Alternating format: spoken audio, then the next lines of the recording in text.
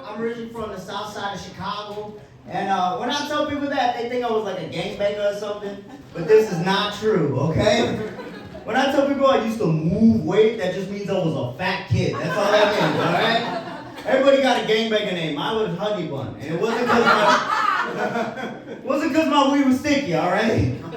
It's because I was fat, alright? It's because I was fat. I've always been fat. Listen, this Hawaiian shirt is 10 years old, alright? Like, that's where I'm at right now. You can wear a lot in button-ups. Like, I'm not fat enough to do fat jokes, but I'm fat enough to receive them somehow. That's where I'm at right now, huh?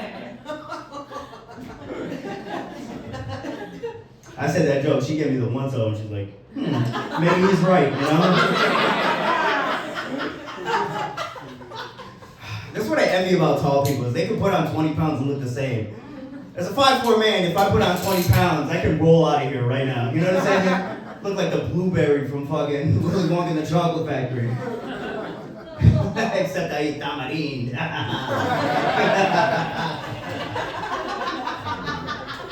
You know what's the worst part of my weight gain is that, like, I was in the Marines. I was in the Marines for 6 years. Yeah.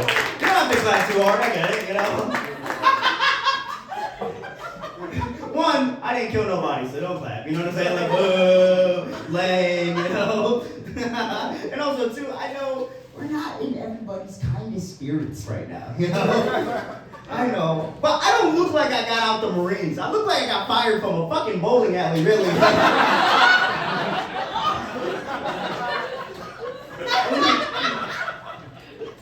Look like a young Ron Jeremy, if anything, you know what I'm saying? It's not good.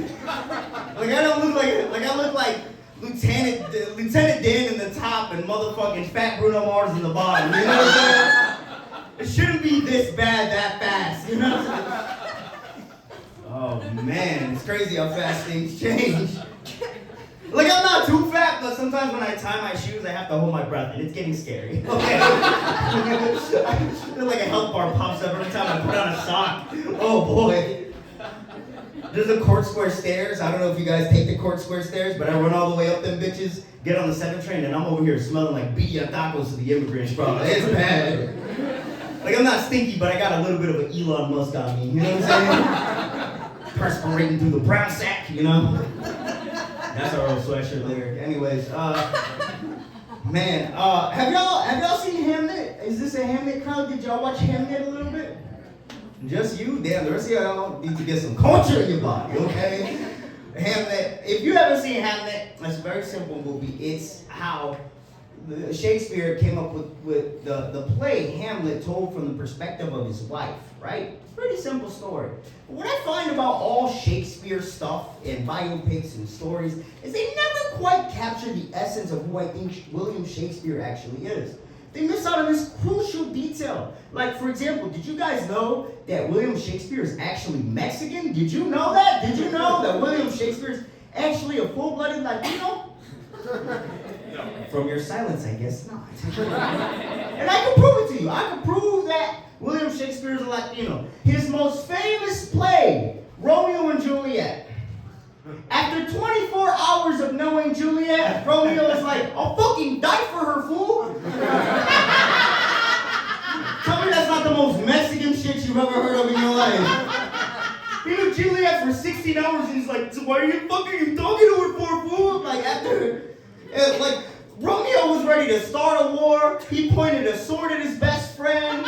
He was switching up on his day ones, all for a 15-year-old. Tell me that's not the most Latino shit you've ever heard of in your life. He had a cursive tattoo on his collarbone, like, he's my fucking baby, bro. You don't know her like I know her.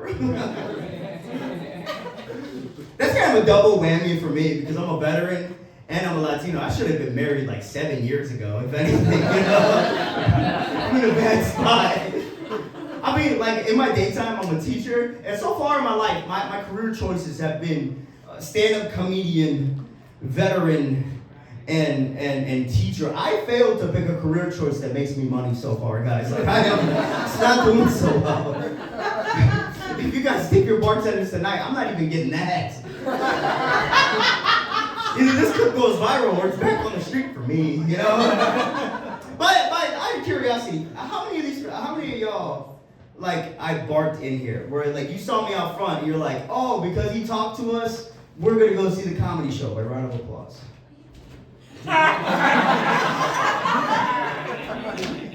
I was telling Robert, like, damn, I just got a lot of motherfuckers in this show, man. I was so confident in myself. I saw all you guys walk into the show. I was like, oh, I'm killing the game right now. I was complimenting every lady and man out there. I was like, dog, you look moisturized. Come on in the show. I thought I had charisma. Turns out you guys just have internet. What the fuck? This is how I find out. So that's a hard way to find out you're ugly. You know what I'm saying? I can't bark people in. I'm like the town crier. I'm like, come see a comedy show, please.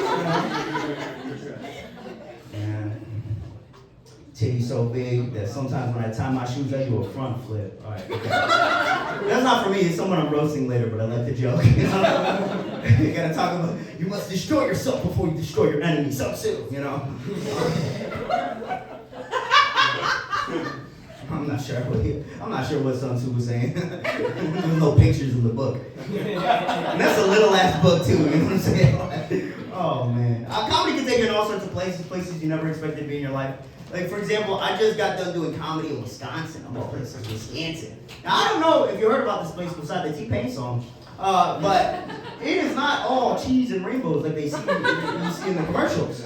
It's just Alabama with more snow. Who would have thought? Who would have thought that the more north you go, the more south it gets? That's what I found out about Wisconsin. Because I got done doing a show there, and a dude walks up to me, and he shakes my hand, he goes, young man, that was very funny, but I got news for you. You're my second favorite Mexican that I see here tonight. I was like, damn, who's the first? And he goes, the guy that set up the chairs. I know that's fucked up, right? Because I was also the guy that set up the chairs. Like, credit where credit's due, brother. Come on, man. I know you're calling me an immigrant, but I don't like it, you know? Man, I got brought up here as Mark Vegas, but I got a secret. Can I tell you guys a secret? Is this a secret? Yeah. My name is not really Mark Vegas. My real name is Marco Adolfo, hijo de su puta madre. Oscar de la Hoya, Mexico! That is my whole name. That is my whole God-given name, and I got news for you guys, okay? That is all the Spanish that I know. Oh my God. That is all the Spanish that I know. I'm only 65% Mexican, okay? I got a Chevy Tahoe and a mom that wears too much cheetah print. Past that, it doesn't get more Mexican than that. You could probably learn more Spanish working in the kitchen here than you can from me, all right? Sometimes I identify as Italian to get out of Spanish-speaking conversations. It's a real pain in the ass. Someone asks for directions on the train, and I'm like, hey, you know? Well, what's going on here? It's not my fault that I don't know Spanish, okay? It's actually my mother's. No, but what happened was my mom immigrated from Mexico, and she came to this country 2 years old, and she lived in Texas. When she lived there, they used to bully the shit out of her because she didn't know English and because she had an accent. And because of that trauma, when we were growing up, me and my sister, she's like, I don't want you guys to have to go through the same thing I went through. So my mom didn't teach me Spanish because she didn't want other people to know that we were Mexican. I'll say it again. My mom didn't teach me Spanish because she didn't want anybody to figure out that we were Mexican. I think they're gonna know. I think they're gonna figure it out. Mom, you came to pick me up in a blue Chevy pickup truck with chicken cages in the back. I think they're gonna have a guess. You know what I'm saying? Who else has a 5-year-old birthday party with 175 guests at it? It doesn't take Sherlock Holmes to figure out that we're Mexican. Anyways, I'm Mark Vegas. Thank you very much.